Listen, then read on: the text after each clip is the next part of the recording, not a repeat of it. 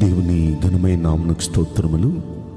ఈ వాగ్దానం వింటున్న మీకందరికీ మన ప్రభువును ప్రియరక్షకుడైన యేసుక్రీస్తు నామములో శుభములు, మా హృదయపూర్వకమైన వందనములు తెలియచేస్తున్నాం. ఈరోజు దేవుని వాగ్దానం నిర్గమాకాండం 33వ అధ్యాయము 17వ వచనం. నీ మీద నాకు కటాక్షము కలిగినది, నీ పేరును బట్టి నిన్ను ఎరుగుదును. ఈ వాగ్దానం వింటున్న మనందరి వెనుకడిలో మంచి దేవుడు నెరవేర్చునుగాక. ఆమేన్. ఈ వాగ్దానం వింటున్న ప్రియ దేవుని బిడ్డలారా, మన దేవుడు మనతోనే సూటిగా అంటున్నారు. చూడండి, మన మీద ఆయనకి కటాక్షం కలిగిందంట. కటాక్షం అంటే దయ, ప్రేమ, వాత్సల్యత, వీటన్నిటికీ పర్యాయ పదాలన్నమాట. నిజంగా మన దేవాది దేవుని సన్నిధిలో అహర్నిశలు మనం చేస్తున్న భక్తికి, మన ప్రార్థనకి ఆయన రెస్పాండ్ అవుతూ ఆయన ఈరోజు పలుకుతున్నారు, నీ మీద నాకు కటాక్షం కలిగింది, నిన్ను ఎరిగి ఉన్నాను, నీ పేరును బట్టి నిన్ను ఎరిగి ఉన్నాను. ఒక్క మాట మనం పరిశీలిస్తే, సీఎం గారు అందరికీ తెలుసు, కానీ ఆయనకి మనం తెలుసా? ఆయనకి అతి తక్కువ మంది తెలుసు. ఈ వాగ్దానం వింటున్న మీలో అనేక మందిని గురించి ప్రభువు అంటున్న మాట, మీ పేరును బట్టి మిమ్మును ఎరుగుదును, మీ మీద నాకు కటాక్షం కలిగింది. దేవుని కటాక్షం మన పరిస్థితులన్నీ మార్చేస్తుంది. దేవుని కటాక్షం మన సమస్యలన్నిటి నుండి విడుదలిస్తుంది. దేవుని కటాక్షం మన జీవితాల్లో అద్భుతాలు జరిగిస్తుంది. నిజంగా ఈరోజు ఈ వాగ్దానం వింటున్న మనందరికీ నెరవేరితే ఎంత బాగుండును. అసలు ఈ వాగ్దానం దేవుడు ఎవరితో చెప్పారు? ఈ వాగ్దానం ఎవరితో చెప్పబడిన మాట ఈరోజు మనతో చెప్తున్నారు అంటే, అలనాడు తనకిష్టమైన భక్తుడు మోషేతో ఆయన చెప్తున్న వాగ్దానం. మోషేకి ఆ వాగ్దానం చెప్పడానికి గల కారణం, మోషేతో అంటున్నారు, మోషే నా ఇల్లంతటిలో నమ్మకమైన వాడు అంటారండి. ఆ మాట మనం సంఖ్యాకాండంలో 12వ అధ్యాయంలో 7వ వచనంలో మనం చూడొచ్చు. చాలా నమ్మకమైన వాడు. అంత నమ్మకమైన వాడు కాబట్టి మోషేని గురించి అంటున్నారు, అతడు నేను ఎరుగుదును. చాలా నమ్మకస్తుడు. ఈరోజున దేవుని నమ్ముకున్న ప్రియ దైవ జనాంగమా, మనం ఇంట్లో నమ్మకంగా ఉంటున్నామా? మనం వ్యాపారం దగ్గర నమ్మకంగా ఉంటున్నామా? ఉద్యోగం దగ్గర నమ్మకంగా ఉంటున్నామా? దేవుని సన్నిధిలో ఆయన్ని సేవించే విషయంలో, ఆయన్ని ప్రార్థించే విషయంలో నమ్మకంగా ఉంటున్నామా? నమ్మకంగా ఉన్న వారిని ఆయన ఎరిగిన దేవుడు.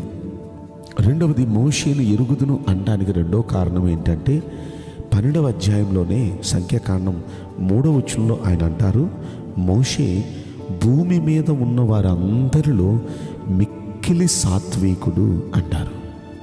అంటే మోషే మిక్కిలి సాత్వికుడు. దేవుణ్ణి నమ్ముకున్న మనం సాత్వికంగా ఉంటే, మిక్కిలి సాత్వికంగా ఉంటే మన దేవుణ్ణి మనం తెలుసుకోగలుగుతాం కాదు, ఆయనకు మనం ఎరుగుతాం. ఆయన అంటారు, నేను ఎరుగుదును వాళ్ళని అని. ఎందుకంటే మనం సాత్వికంగా ఉండాలి. సాత్వికం అంటే దీన మనస్సు, తగ్గింపు మనస్సు. అలాంటి సాత్వికమైన మనస్సు కలిగిన వారిని ఆయన ఎరుగుదుడు. ఈ రోజున మనం సాత్వికం కలిగి ఉందామా? మన తోటి వ్యక్తుల పట్ల ఎవరేమైనా అనుకోనివ్వండి, మనం దీనులుగానే వెళ్ళిపోదాం, సాత్వికులుగానే వెళ్ళిపోదాం. వారిని బట్టి మనం వారిలాగా మనం ఉండొద్దు. మనం సాత్వికులుగా ఉంటే ప్రభు అంటున్నాడు, నేను వారిని ఎరుగుదును. నిజంగా ఈయన సాత్వికం ఎంత గొప్పదంటే, 20 లక్షల కంటే పై చిలుకున్న ఇజ్రాయేలీలు ఎంత విసికించారో మోషేని. మాటికి మోషేను విసికిస్తూనే ఉండేవారు, మోషేను నిందిస్తూనే ఉండేవారు. అలాంటి పరిస్థితుల్లో మోషే వారి తరపున దేవునికి ప్రార్థన చేస్తూ ఉన్నారు. దేవుడు వారు చేస్తున్న ఒక్కొక్క సమస్య, ఒక్కొక్క పొరపాటును బట్టి దేవుని కోపం వస్తూ ఉండేది. దేవుడు వారి మీద ఉగ్రత కురిపిస్తాను అంటూ ఉండేవాడు.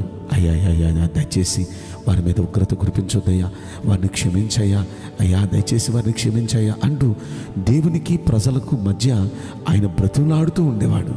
వారి తరపున ఆయన విజ్ఞాపన చేస్తూ ఉండేవాడు. వారిని క్షమించయ్యా, వారి మీదకి శిక్ష రానియొద్దయ్యా అని మధ్యలో అడ్డుపడిపోతూ ఆయన ఎంత సాత్వికం.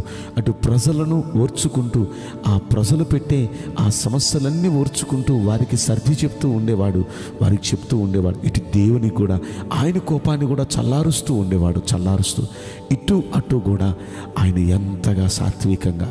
అందుకే అంటున్నాడు, నీ మీద నాకు కటాక్షం కలిగిందయ్యా, నీ పేరును బట్టి నేను ఎరుగుదునయ్యా, కారణం నువ్వు నమ్మకమైన వాడివయ్యా, కారణం నువ్వు మిక్కిలి సాత్వికుడివయ్యా, అందుకు నీ పేరును బట్టి నేను ఎరిగి ఉన్నాను, నీ మీద కటాక్షం కలిగింది నాకు అంటూ ఆ పైన అంటాడు, నువ్వు చెప్పింది చేస్తానంటున్నాడు.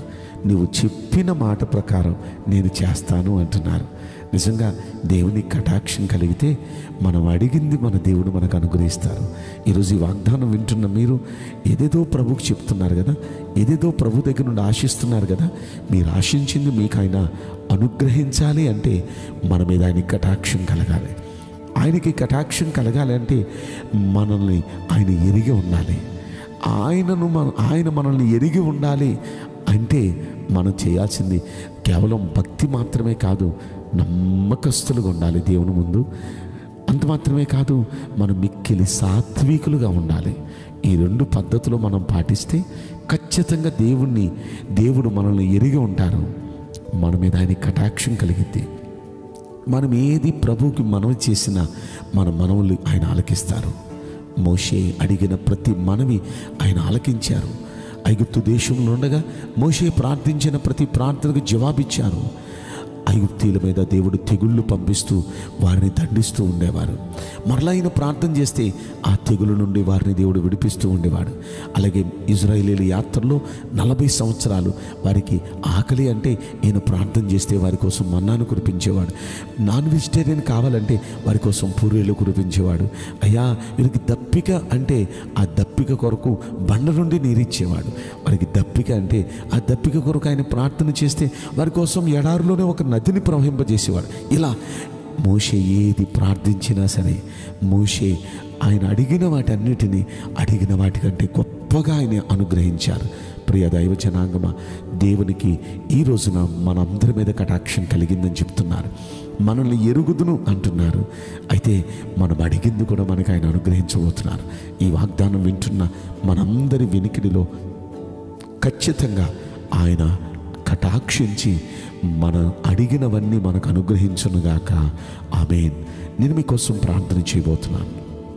పరిశుద్ధుడా, ప్రేమగల యేసురాజా, మీ పరిశుద్ధ బంగారు పవిత్రమైన నామమునకు నిండు మనసుతో కోట్ల కొలదిగా స్తుతులు, స్తోత్రములు, వందనాలు చెల్లిస్తున్నాం. ఈ వాగ్దానం వింటున్న ప్రియుల జీవితంలో దయచేసి ఈ వాగ్దానం నెరవేర్చి కృప చూపించండి. వారు అడిగినవన్నీ వారికి మీరు దయచేసి మీరు అనుగ్రహించండి.